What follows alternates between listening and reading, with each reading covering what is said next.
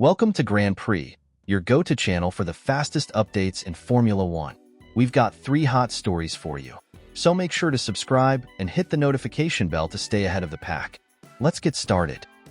One of the biggest off-track stories of the year in Formula One took another step forward this week, as Christian Horner, former team principal of Red Bull Racing, officially finalized his separation agreement with the energy drink giant. According to multiple reports, Horner not only secured his long-term financial position, but also received confirmation that he will be eligible to return to the Formula One paddock as early as 2026. Horner's departure came in dramatic fashion shortly after the British Grand Prix, when he was replaced immediately by Oliver Loquis, ending a tenure that had begun in 2005 and produced one of the most successful eras in the sport's modern history. The exit itself was followed by lengthy negotiations, primarily focused on the financial settlement of his contract, which was originally set to run until 2030. The final resolution, reached after weeks of talks, is staggering in scale. Horner is believed to have secured up to $100 million in compensation, covering both his outstanding salary commitments and performance bonuses that would have been due had he remained until the end of the decade. In practice, this means Horner forfeited little to nothing financially despite being forced out of his leadership role. Another key aspect of the agreement is the non-compete clause attached to his settlement. While Horner will be free to return to the sport in 2026, he is restricted from immediately joining a team considered a direct rival of Red Bull. Although the clause does not publicly list which teams fall under that category, it is widely assumed to include Mercedes, Ferrari, and McLaren, given their status as major competitors in both sporting and commercial terms. This stipulation effectively limits Horner's immediate options to smaller or midfield teams if he wishes to re-enter Formula One. In a statement issued this week, Horner expressed pride in his achievements at Red Bull, emphasizing that he had been part of the organization since its debut season in 2005 and had overseen its transformation into a multiple title-winning powerhouse. The team, in turn, acknowledged his historic contribution, noting that he would always be a part of Red Bull's legacy. Despite the positive tone of the messaging, the scale of the settlement and the restrictions attached underline the tense and complex nature of his departure. The timing of Horner's potential return is notable. The 2026 season will mark the introduction of sweeping new regulations, including an overhauled engine formula and revised aerodynamic frameworks. For a team principal with Horner's experience, this transition presents both a challenge and an opportunity.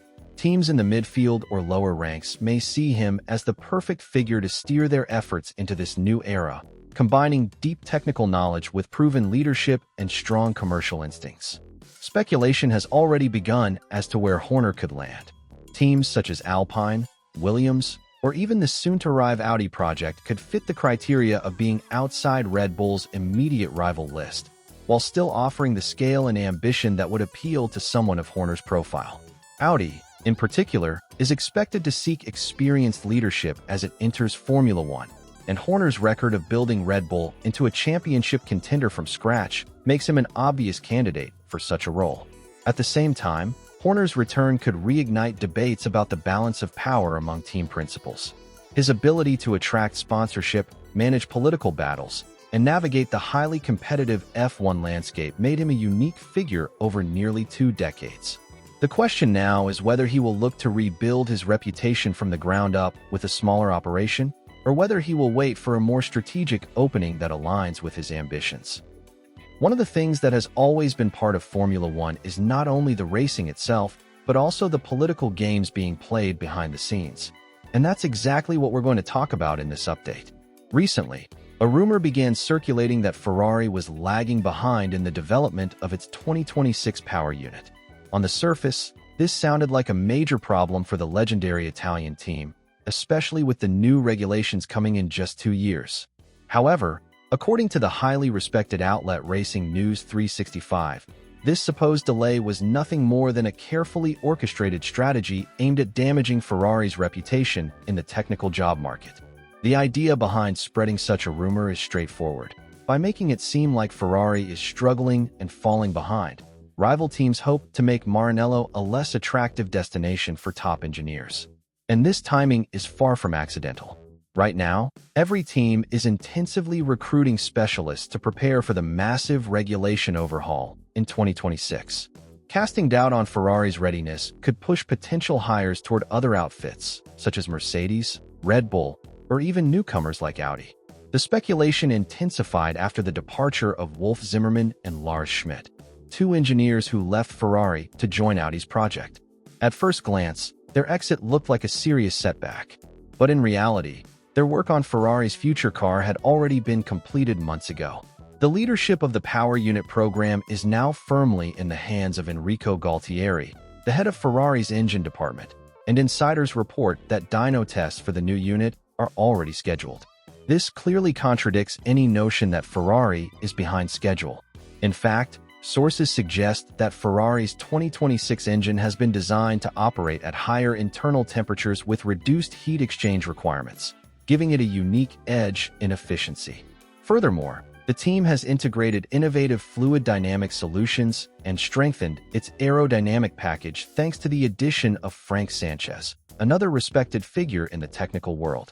Taken together, these developments suggest that Ferrari is not only on schedule, but may actually be ahead of the curve, with enough breathing room to test bold new ideas rather than rushing to catch up. Meanwhile, a silent war is unfolding in the engineering job market. Ferrari and Mercedes are leading the charge, both heavily recruiting to bolster their staff before the 2026 reset.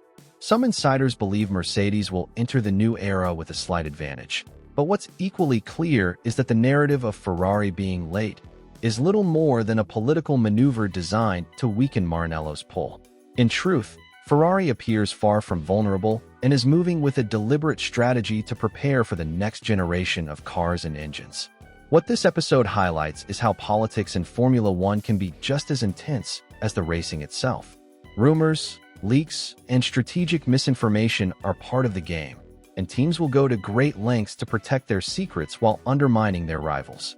For Ferrari, dismissing these claims is not just about protecting its image, but also about ensuring it can continue to attract the brightest minds to work on its ambitious 2026 project. Looking ahead, the competition off the track promises to be just as fascinating as what we'll see on it.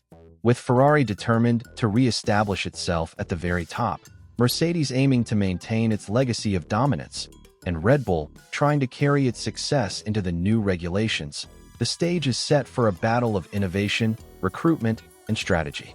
The development race is already in full swing, even if the new cars won't appear for another 2 years. Yuki Tsunoda's journey inside the Red Bull organization has been one of high expectations, intense scrutiny, and constant comparisons. When the Japanese driver was promoted to the senior Red Bull team, many fans and analysts hoped he would finally provide a stronger challenge to Max Verstappen than Sergio Perez or Liam Lawson had managed in recent years. The narrative was simple. Tsunoda's raw speed and aggressive style could make him the perfect partner for Verstappen, someone who could push him harder while also securing valuable points for the team in the Constructors' Championship. However, the reality has been far more complicated. Tsunoda has struggled to find consistency, often showing flashes of speed but failing to string together clean weekends. Mistakes in qualifying sessions, erratic tire management, and difficulties adapting to Red Bull's notoriously demanding car philosophy left many questioning whether he was truly ready for this step up. Heading into the Azerbaijan Grand Prix, the pressure surrounding him had reached a boiling point. Many insiders were already speculating that Red Bull might cut ties with Tsunoda by the end of 2025 if he didn't prove capable of evolving. Then came Baku, and with it, perhaps a turning point. Tsunoda delivered his strongest performance since joining Red Bull, finishing 6th and, more importantly, avoiding the costly errors that had defined so many of his previous weekends. His race pace was steady, his overtakes were clean, and in the closing stages he even fought for 5th place against Liam Lawson, showing determination without overstepping the limit. It wasn't just the result, it was the manner in which he achieved it that caught the attention of observers. So what changed? According to Helmut Marko, Red Bull's senior advisor, Tsunoda's breakthrough in Baku wasn't accidental. After the Italian Grand Prix in Monza, the team sat down with the 24-year-old and held a detailed meeting designed to reframe his approach. In that session, Red Bull engineers presented Tsunoda with a direct comparison to Max Verstappen's driving data. Everything from braking points to throttle pressure and cornering lines was shown in detail.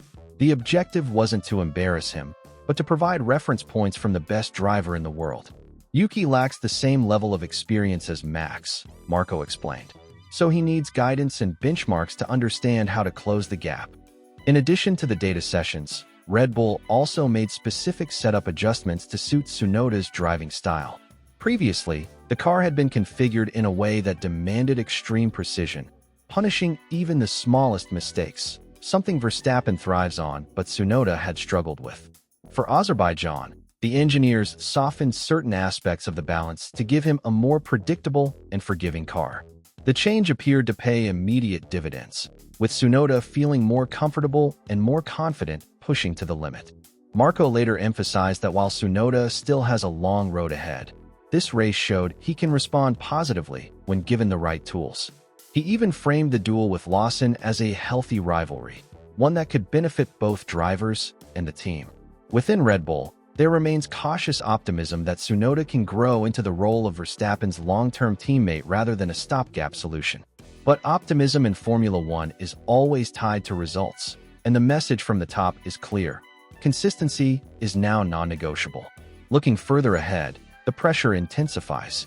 Red Bull has already identified Isaac Hadjar, the young French talent currently impressing at Racing Bulls, as a potential replacement should Tsunoda falter.